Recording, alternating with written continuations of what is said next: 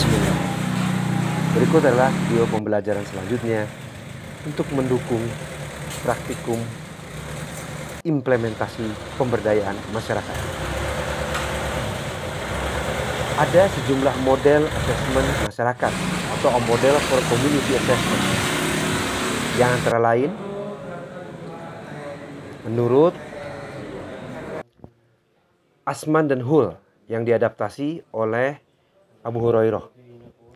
Yang pertama, membicarakan tentang lokasi ya. Jadi, dalam sebuah asesmen masyarakat, deskripsi tentang lokasi itu sangat penting.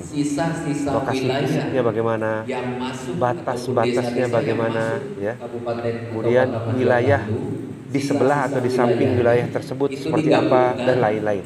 Ini perlu tergambarkan dengan jelas. Apakah batas wilayah desa, batas wilayah dusun, dan lain-lain.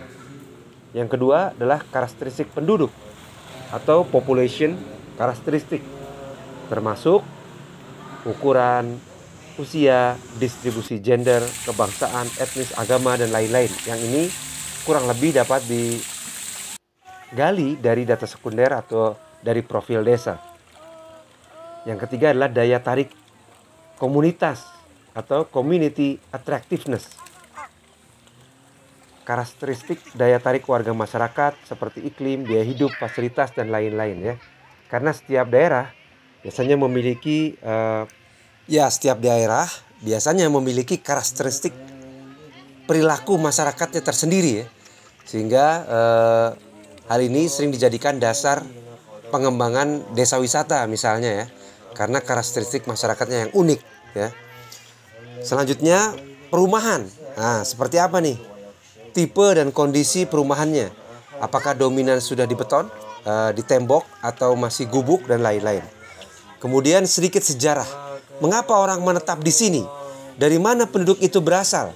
Ya, ini dapat digali karena pada waktu pembukaan kemarin kepala desa sudah menegaskan mengapa ada sejumlah penduduk yang tinggal di Cibiru Hilir ini. Ya. Lalu adakah perubahan-perubahan secara umum, sikap-sikap masyarakat secara umum dari waktu ke waktu? Selanjutnya adalah geografi. Ya.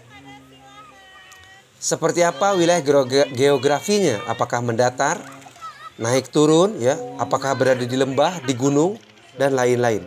Lalu, seperti apa aliran airnya ya? Karena misalnya di desa Cibiru Hilir terkenal daerah yang mudah diserang banjir, maka bagaimana kajian tentang aliran airnya seperti itu. Lalu faktor-faktor lain yang berkaitan dengan mobilitas penduduk. Seperti apa yang ada di desa tersebut. Kemudian pendidikan. Ya, kemudian data tentang pendidikan masyarakat. Ini dapat dikombinasikan dari data sekunder maupun data primer ya. Karakteristik pendidikan penduduk menurut jenis kelamin, angka putus sekolah ya. Rata-rata penduduk di sana lulusan dari level apa ya. Kemudian ada program-program khusus apa yang dikembangkan oleh masyarakat ya untuk peningkatan kualitas pendidikan di wilayah tersebut. Kemudian kita bisa mengupas sistem sosial budaya yang khas dari masyarakat tersebut ya. Seperti ada komunitas apa ya, ada perkumpulan apa, paguyuban apa, apakah ada kelompok tani misalnya, dan lain-lain.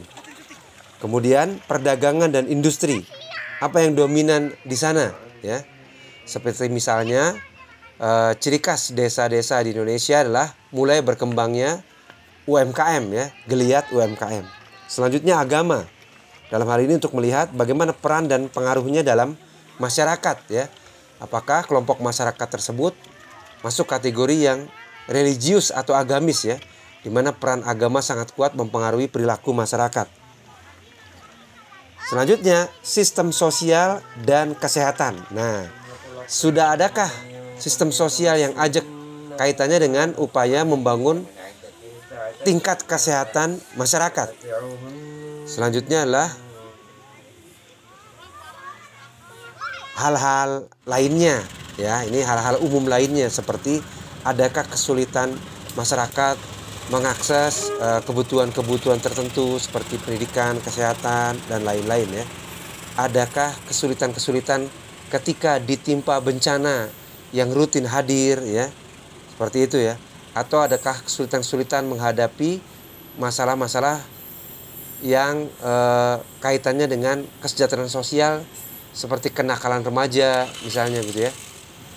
Kemudian tingkat perceraian yang lebih tinggi dari daerah lain, stunting dan lain-lain. Jadi ini masalah-masalah yang khas yang muncul di daerah tersebut. Baik, demikianlah beberapa hal penting yang perlu digali dalam rangka pemetaan sosial di Desa Cibiru Hilir ini.